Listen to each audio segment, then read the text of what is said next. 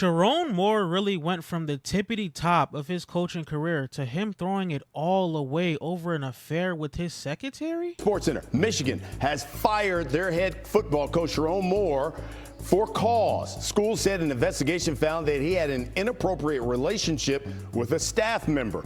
Moore had been suspended for 3 games, given a 2-year show cause order for his part in the school's scouting and sign stealing investigation. When I first heard that Michigan fired him, I thought they were just trying to move on to a better coach and actually be contenders in the Big Ten again. Then more information started to come out about this situation. Then I realized things might be way darker than the way it looked at first. Published reports said that a woman called police from Paige's home late yesterday afternoon, claiming that Moore had attacked her and had been stalking her for several months.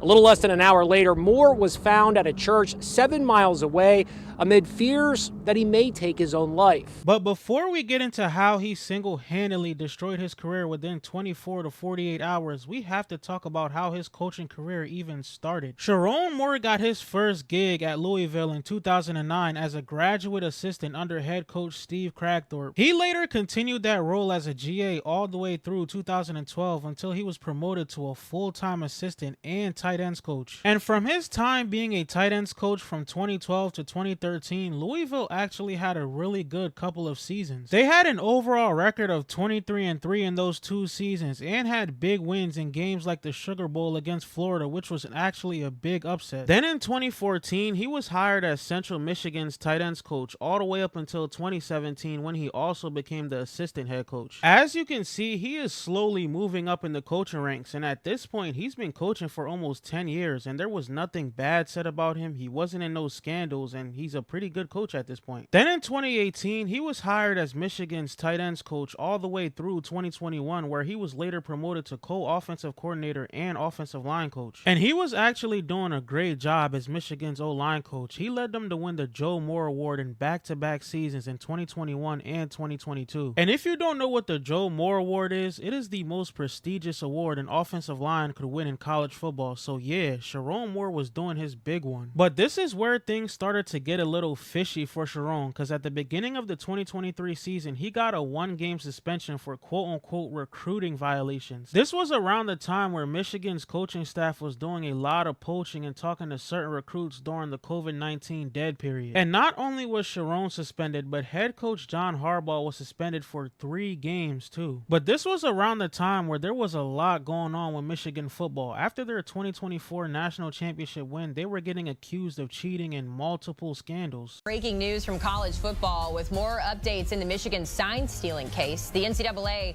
will fine Michigan more than $20 million and impose another game suspension for head coach Sherrone Moore. Moore already had been suspended for 2 games this upcoming season and scheduled to come for weeks 3 and 4. This just goes to show that before he was even fired for all this mess, there was already dirt on him and this entire coaching staff's name. But in 2024, he finally got that promotion that he was probably waiting on his entire coaching career. I want to thank the Lord. I want to thank Coach Harbaugh. Fucking love you, man. Love the shit out of you, man. This is for you. For this university, the president, our AD. We got the best players, best university, best alumni in the country. Love you guys. These fucking guys right here. These guys right here, man. These guys did it. These guys did it, man. Talk to him, man. Love you. Thank you. And their 2024 season didn't really go as expected, going 8-5, and that's a down year, especially coming off a national championship win. But you can say that they definitely bounced back in this current 2025 season, ending the season 9-3. And they were 1 rivalry win against Ohio State away from potentially making another playoff appearance. And even though they lost, I think it's safe to say at this point, Sherrone Moore was at the tippity top of his coaching career. And on December 10th, it just all came crashing down. Hudson, we start with the latest breaking news on fired U of M head coach Sherrone Moore. Here's a timeline. He was let go yesterday over an alleged inappropriate relationship with another staff member. Hours later, we learned that he was in police custody, and tonight we've obtained dispatch audio from TMZ Sports of a 911 call reportedly connected to a woman who's accusing Moore of attacking and stalking her. This alleged assault was yesterday late afternoon. Pittsfield Township Police responded to the call, again on the Ann Arbor-Pittsfield Township border. We have confirmed that former U of M head coach Sherrone Moore was taken into custody a short time later at a location in Saline. According to 911 audio that Fox 2 has obtained by TMZ Sports, the subject was attacking the female victim and had been stalking her for months. Right now, Moore is being held at the Washtenaw County Jail. He is expected to be arraigned tomorrow. From his employment. He then, at some point soon thereafter, came to her apartment in the address that is alleged in the complaint, barged his way into that apartment, immediately then proceeded to a kitchen drawer, grabbed several butter knives and a pair of kitchen scissors, and began to threaten his own life. I'm going to kill myself. I'm going to make you watch. My blood is on your hands. You ruined my life.